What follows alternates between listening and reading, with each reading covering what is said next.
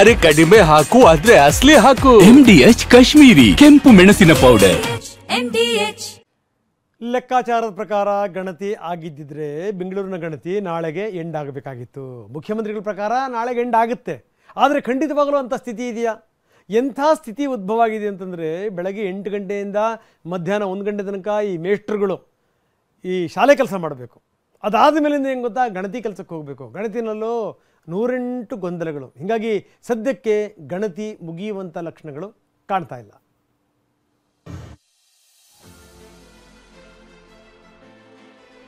ನಾಳೆ ಸಾಯಂಕಾಲದವರೆಗೆ ನಾನು ಮುಗೀತದೆ ಅಂತಕ್ಕಂಥ ನಂಬಿಕೆ ಇಟ್ಕೊಂಡಿದ್ದೀನಿ. ಜಾತಿ ಸಮೀಕ್ಷೆಗೆ ಕೊಟ್ಟಿದ್ದ ಡೆಡ್ಲೈನ್ಗೆ ನಾಳೆಯೇ ಕೊನೆಯ ದಿನ. ಕಳೆದ 14 ದಿನಗಳಿಂದ ಅಂದ್ರೆ ಸೆಪ್ಟೆಂಬರ್ 22ರಿಂದ ಜಾತಿ ಸಮೀಕ್ಷೆ ನಡೆಯುತ್ತಿದೆ. ಈ ಗಣತಿಗೆ ರಾಜ್ಯ ಸರ್ಕಾರ ಡೆಡ್ಲೈನ್ ಕೊಟ್ಟಿತ್ತು. ಅಕ್ಟೋಬರ್ 7ಕ್ಕೆ ಮುಗಿಸುವಂತೆ ಹೇಳಿತ್ತು. ಸರ್ಕಾರ ಕೊಟ್ಟ ಈ ಗಡುವಿಗೆ ನಾಳೆಯೇ ಕೊನೆ ದಿನ. ಹೀಗಾಗಿ ಅಂದುಕೊಂಡಂತೆ ಸಮೀಕ್ಷೆ ಮುಗಿಯುತ್ತಾ ಎಂಬ ಚರ್ಚೆ ನಡೆಯುತ್ತಿದೆ. ಸದ್ಯ ರಾಜ್ಯದಲ್ಲಿ 76% ಸಮೀಕ್ಷೆ ಪೂರ್ಣಗೊಂಡಿದ್ದು, ಇನ್ನು 23% ಸಮೀಕ್ಷೆ ಕಾರ್ಯ ಬಾಕಿ ಇದೆ.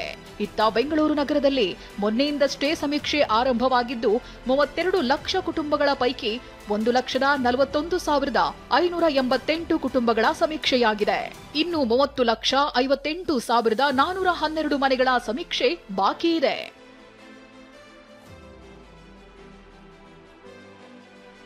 ಮುಗಿಯದ ಸಮೀಕ್ಷೆ, ಶಾಲಾ ಅವಧಿಯೇ ಬದಲಾವಣೆ. ಡೆಡ್ಲೈನ್ ಪ್ರಕಾರ ಸಮೀಕ್ಷೆ ನಾಳೆಗೆ ಮುಗಿಬೇಕು. ಆದರೆ ಅದು ಆಗ್ತಿಲ್ಲ. ಹಿಂದುಳಿದ ವರ್ಗಗಳ ಆಯೋಗ ಅಥವಾ ಸರ್ಕಾರ ಜಾತಿ ಗಣತಿ ದಿನಗಳನ್ನ ವಿಸ್ತರಿಸಿ ಆದೇಶಿಸಬೇಕಿತ್ತು. ಆದ್ರೀಗ ಗಣತಿಗೆ ಶಿಕ್ಷಕರನ್ನ ಒದಗಿಸಿರುವ ಶಿಕ್ಷಣ ಇಲಾಖೆ ಶಿಕ್ಷಕರಿಗೆ ಅನುಕೂಲ ಆಗ್ಲಿ ಅಂತ ಶಾಲಾ ಅವಧಿಯನ್ನೇ ಬದಲಾವಣೆ ಮಾಡಿದೆ.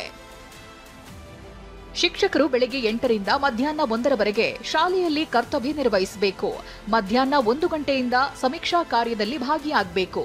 ಅಕ್ಟೋಬರ್ 12ರವರೆಗೆ ಸಮೀಕ್ಷೆಯಲ್ಲಿ ಭಾಗಿಯಾಗಲು ಆದೇಶ ಹೊರಡಿಸಿದ್ದಾರೆ.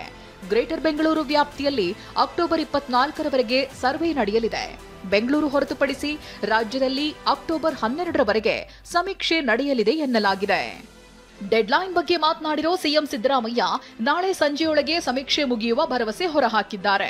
ಒಂದು ವೇಳೆ ಮುಗಿಯದೇ ಇದ್ರೆ ಸಂಜೆ ಮೇಲೆ ಚರ್ಚಿಸಿ ನಿರ್ಧಾರ ಕೈಗೊಳ್ಳಲಿದ್ದಾರೆ. ನೋಡೋಣ ನಾಳೆ ಏನಾಗುತ್ತೆ ಅಂತ ನೋಡೋಣ.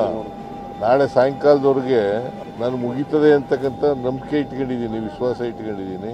ಈಗಾಗಲೇ 1,10,00,000 ಮನೆಗಳು ಸರ್ವೆ ಆಗಿದೆ. ಇವತ್ತು ನಾಳೆ 2 ದಿನ ಇದೆ. 2 ದಿನದಲ್ಲಿ ಕಂಪ್ಲೀಟ್ ಆಗ್ಬೋದು ಅಂತಕ್ಕಂಥ ವಿಶ್ವಾಸ ಇದೆ. ಮೇಲ್ಜಾತಿ ತುಳಿಯುವ ಯತ್ನವೆಂದ ಸೋಮಣ್ಣಗೆ ಸಿಎಂ ತಿರುಗೇಟು. ಈ ನಡುವೆ ರಾಜಕೀಯ ಜಟಾಪಟಿಯು ಜೋರಾಗಿ ನಡೆಯುತ್ತಿದೆ. ನಿನ್ನೆಯಷ್ಟೇ ಮಾಧ್ಯಮಗಳ ಜೊತೆಗೆ ಮಾತನಾಡಿದ್ದ ಕೇಂದ್ರ ಸಚಿವ ವಿ ಸೋಮಣ್ಣ ಮೇಲ್ಜಾತಿ ತುಳಿಯುವ ಸಲುವಾಗಿ ಸಮೀಕ್ಷೆ ಎಂದಿದ್ರು. ಈ ಮಾತಿಗೆ ಸಿಎಂ ಗರಂ ಆಗಿದ್ದಾರೆ. ಎಲ್ಲ ಒಂದ್ ಕಡೆ ಕೆಲವು ವರ್ಗದ ಸಮಾಜವನ್ನ ತುಳಿಯೋದಕ್ಕೋಸ್ಕರವಾಗಿ, ಆ ಸಮಾಜವನ್ನ ಎಲ್ಲ ಒಂದ್ ಕಡೆ ಬೇರು ಸಹಿತ ಕಿತ್ತಾಕೋದಕ್ಕೋಸ್ಕರವಾಗಿ ನಿಮ್ಮ ಹುನ್ನಾರ ಏನಿದೆ ಇದನ್ನು ತಕ್ಷಣವೇ ನಿಲ್ಲಿಸೋದು ಸೂಕ್ತ ಅಂತ ನನ್ನ ಮಾಹಿತಿಯನ್ನು ಕೊಡಬೇಕಾದಂಥ ಒಂದು ಅನುಭವ. ಇದಕ್ಕೊಂದು ವೈಜ್ಞಾನಿಕವಾಗಿ ಏನಾದ್ರು ಮಾಡೋದಾದ್ರೆ ಮಾಡಿ. ಇದು ಯಾರನ್ನೇ ತುಳಿತಕ್ಕಂಥ ಪ್ರಶ್ನೆ ಅಲ್ಲ. ಸಮಾಜ ನಿರ್ಮಾಣ ಮಾಡಲಿಕ್ಕೆ ವಿರೋಧ ಇರ್ತಕ್ಕಂಥವ್ರು ಈ ತರದ ದಾರಿ ತಪ್ಪಿಸ್ತಕ್ಕಂಥ ಸ್ಟೇಟ್ಮೆಂಟ್ ಅನ್ನ ಕೊಡ್ತಾ ಇದ್ದಾರೆ. ಕಾಂಗ್ರೆಸ್ ಬಿಜೆಪಿ ಮಧ್ಯೆ ಜಾತಿ ಜಟಾಪಟಿ.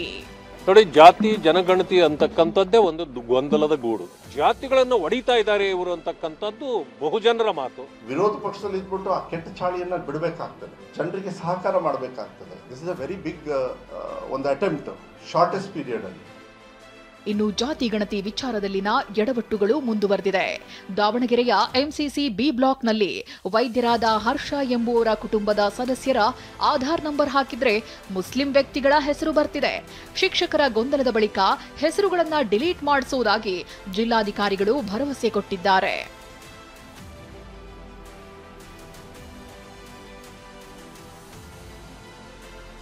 ಇತ್ತ ಚಿಕ್ಕಮಗಳೂರಿನಲ್ಲಿ 20% ಸಮೀಕ್ಷೆ ನಡೆಸಿರುವ ಶಿಕ್ಷಕರಿಗೆ ನೋಟಿಸ್ ಜಾರಿ ಮಾಡಲಾಗಿದೆ.